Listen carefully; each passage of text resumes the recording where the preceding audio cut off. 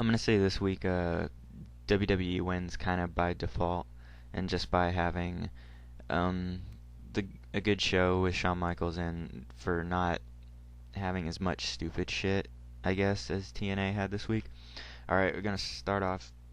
All right, on TNA, starts off with Hulk Hogan and the Black Machismo. He kind of makes Black Machismo the GM for the night, and they do the Mega Powers handshake, which if you haven't seen it, just go and look it up because it was one of the funniest things of the whole night and one of the only funny things on TNA all night. Well, the whole thing with Black Machismo being general manager all night was hilarious.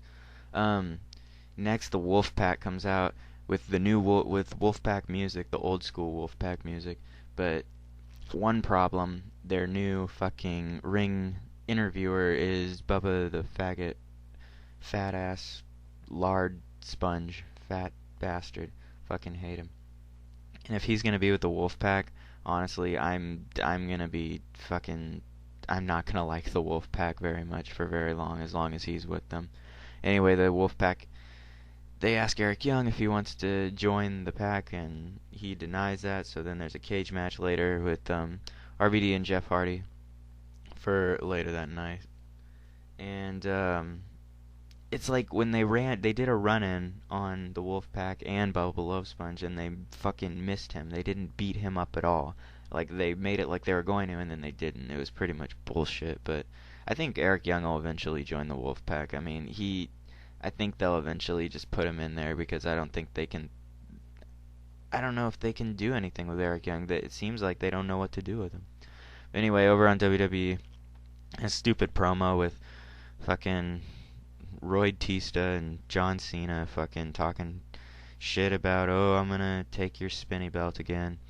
Jack fucking Swagger, who won the Money in the Bank for some fucking reason, comes out, says he's gonna cash in his thing, but he doesn't. And it's funny that the crowd keeps saying Batista tapped out. When I watched WrestleMania this weekend, I could hear John Cena telling Batista to tap, telling him like, oh, don't tap. No, not yet. Oh, okay, now tap. Yeah, yeah. Yeah, it's real professional at fucking WrestleMania, guys. Um, anyway, on TNA we had Kendrick and Brian Kendrick, Doug Williams versus Kaz and Shannon Moore. It was actually a pretty solid X Division match. I liked it. And over there's like a promo with Eric Bischoff, and he's got this new assistant named Miss Tess Mercer. And it's funny because Tess Mercer is Lex Luthor's girlfriend from Smallville and from the comic books too, which is kind of weird that they're gonna use that name, Tess Mercer. I don't know. I just think it's kind of weird. Like, I don't know. I guess, but then I started thinking about it, and me and my friends were like sitting there, like, why would they call him that? And then I'm just like, oh yeah, Eric Bischoff got his head shaved, so I guess he's Lex Luthor now. I don't know. It was really stupid. But anyway, Black Machismo comes up to Eric Bischoff and pitches this whole '80s booking, like just saying all these old school like wrestlers' names who don't even wrestle anymore. It was pretty funny. I did like that. On WWE, they had a Battle Royale match with all these Hall of Famers like Roddy Piper, IRS, Million Dollar Man, Ricky Steamboat, which was sweet to see, and Sergeant Slaughter and the King. And it was just a random match. It was Christian versus Ted DiBiase, and Christian won. And I don't know, it was cool seeing all the legends, but pretty pointless story-wise. Um, the Pope comes out and shoots a promo on AJ and Flair. And it's kind of weird because the fans like say amen to the Pope now. I thought it's kind of funny. But anyway, this is one of the stupidest things on TNA tonight. The Chelsea chick, I guess, Desmond Wolfe's valet chick, comes out and asks the Pope how to become a hoe. I don't get that. And it turns out it was just a distraction for Desmond Wolfe to come and hit him in the back of the head. But just the things they were talking about, just really fucking trashy. Really trashy for TNA. Like, even TNA's sake, it was just really fucking trashy. Like, it reminded me of the old ECW, which is, I mean, it's okay to be like ECW, but not that fucking trashy. That's way too trashy for, I mean, they're just pushing, like, the not being PG like WWE now, like, to the fullest. But anyway, we see Samoa Joe in a fucking Saw, fucking a clip from fucking Jigsaw.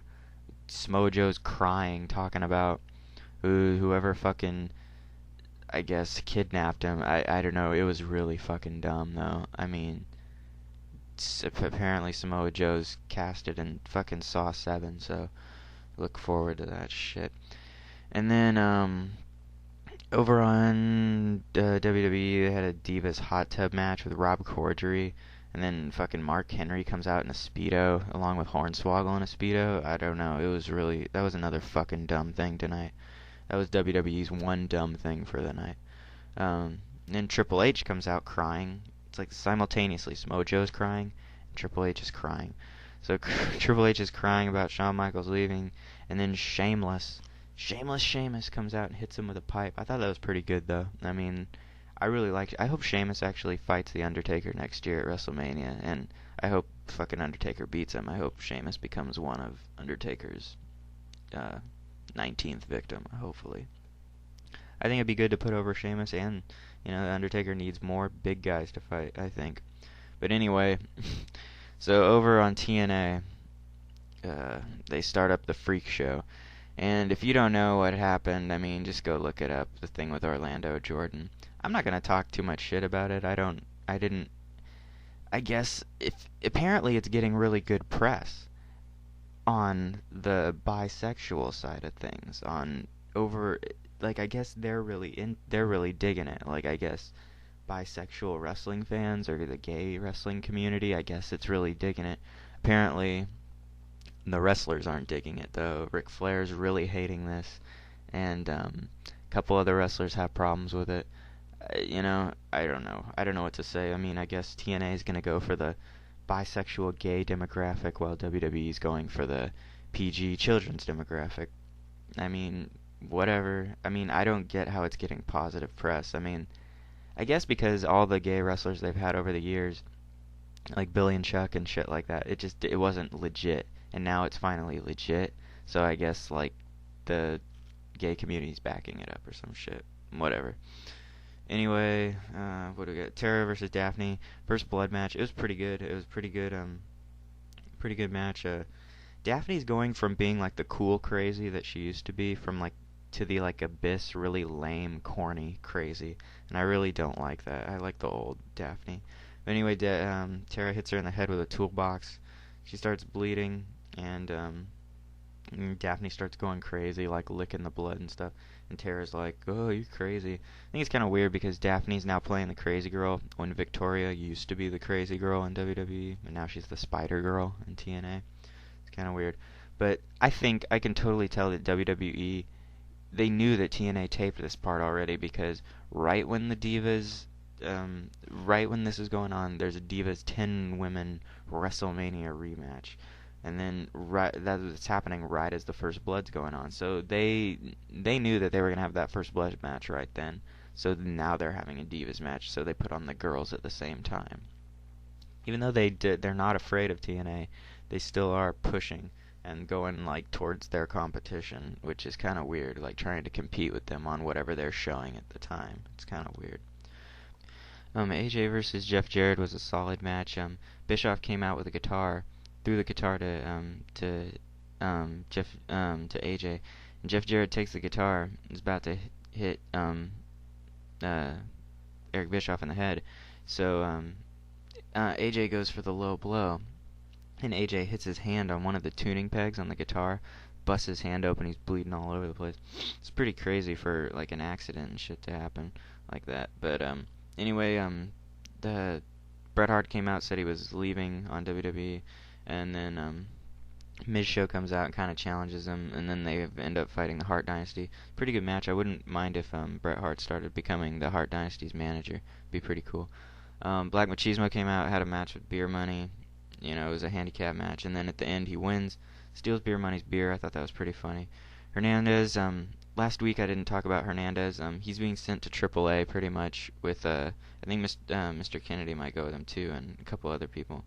But anyway, they sold it like he got knocked out and he's injured for a long time. They sold it pretty good because Terry Taylor came out in Dixie Carter and Homicide, so he broke character. I thought it was pretty cool.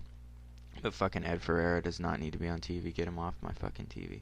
Um, so we get a look at the new cage for Lockdown. It's pretty. It looks thick. It doesn't look and it doesn't look as near as good as the Six Sides of Steel. I wish they would bring back just the Six Sides of Steel just for Lockdown. There's a promo with Anderson and Angle. It's pretty good. It's pretty funny too. But as Angle was leaving, he gave Kevin Nash the Wolfpack handshake, which was pretty cool. Wolfpack versus Team 420 with EY. It was pretty good. It had a cool ending with the Swanton, the elbow drop, and the frog splash. But TNA was really stalling with the HBK thing, and that you could tell they were watching it, and they were like trying to keep their show on as long as possible. But the HBK thing went on longer. HBK thing was great. Undertaker tipping his hat, and HBK thanking Bret Hart, and the glow stick thing at the end, and everybody crying. It made for a better show.